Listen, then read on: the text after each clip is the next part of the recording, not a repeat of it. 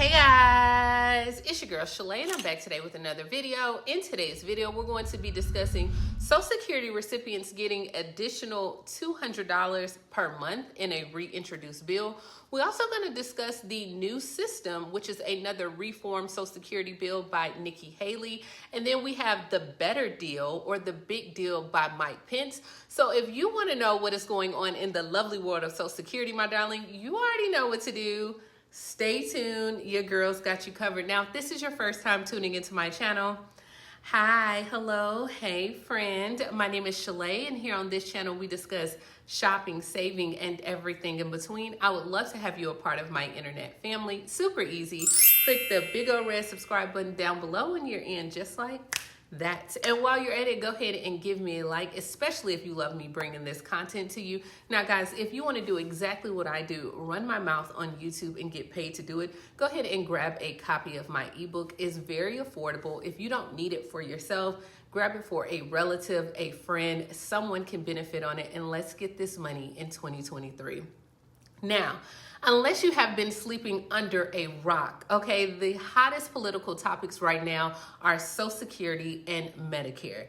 And the challenge that's going on is the math is not adding up, which is requiring now a political solution. So according to the CBO director, beginning in 2032, Social Security would only be able to pay 77% of its beneficiaries unless there is some type of congressional action.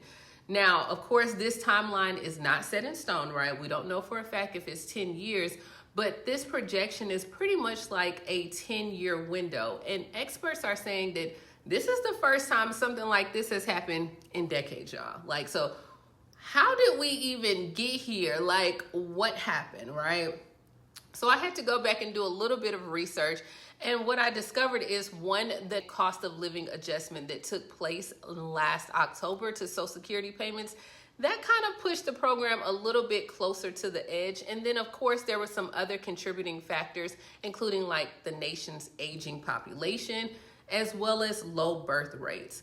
So Social Security, it depends on a steady stream of payroll taxes from workers' paychecks.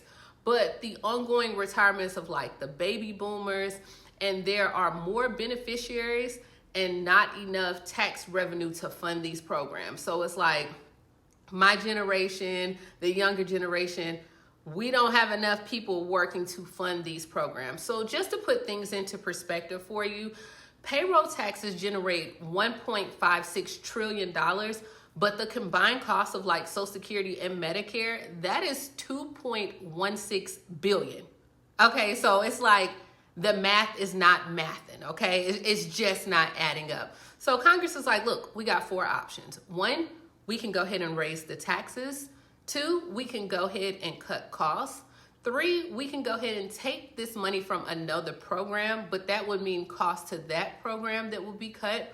Or what we can go ahead and do, last but not least, is increase the age of Social Security. So now those numbers of like 67, 70 are coming into effect.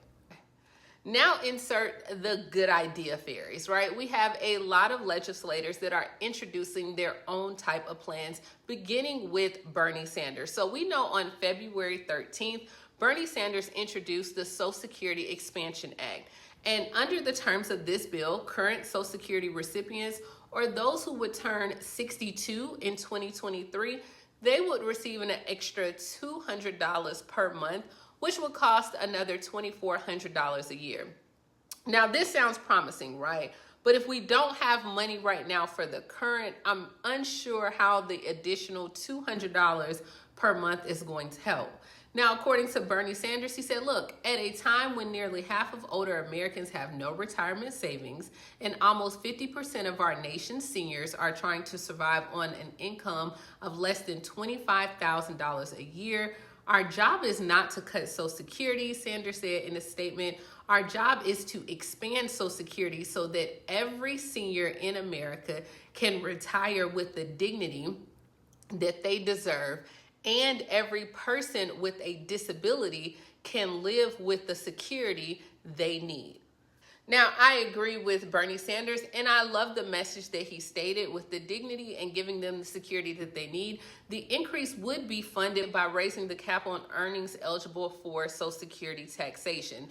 So currently up to $162,000 in income is taxed for Social Security. Anything over that is free from tax. So his legislation would lift this and cap and subject all income above $250,000 to Social Security payroll tax. So that is the big guns. Like, that's the people with the big money, not the little money, not the kind that, jingles. We're talking about the stuff that folds, okay? That is where Bernie Sanders is coming in. Now, let's go ahead and bring in Nikki Haley, the United Nations ambassador, where she spoke with the Today Show and announced that she's going to run for president in the 2024 election. And she spoke about her current position on Social Security and Medicare as well. And she's like, you know what?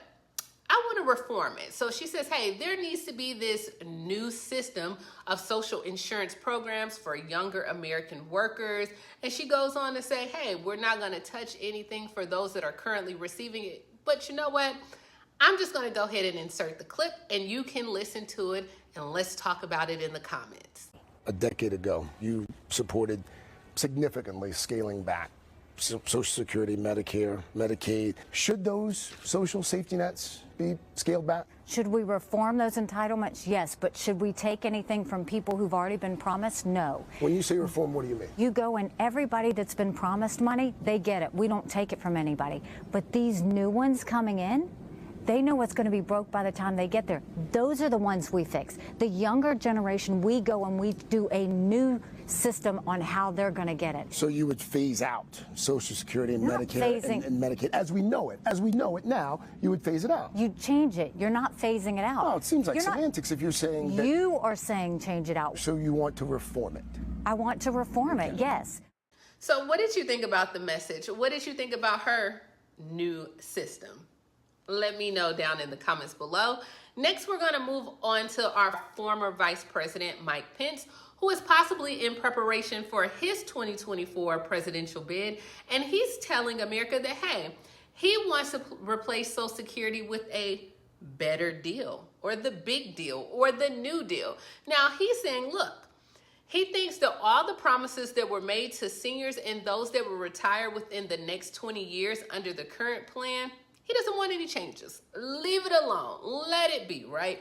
He wants to give options to the younger Americans where they can take a portion of their Social Security and they can put it in a private savings account. Now, of course, he did several interviews. One is with CNN. I'm not going to play that one, but I'll leave all the information down in the description box below and you can go watch it. And one of the correspondents asked him, she said, hey, do you think that there's an appetite for it? And he's like, I'm not sure if there's an appetite, but I want to be able to provide people options. And so all of the legislators and senators, they're saying, hey, look, right now, we know if we don't do anything, Social Security is scheduled to run out in 2032. Something has to be done. Do we keep the current plan that we're on? Do we have a reform? Do we have a better deal? Do we have a new deal, a new system? Something needs to be done. So this is where we are at when it comes to Social Security.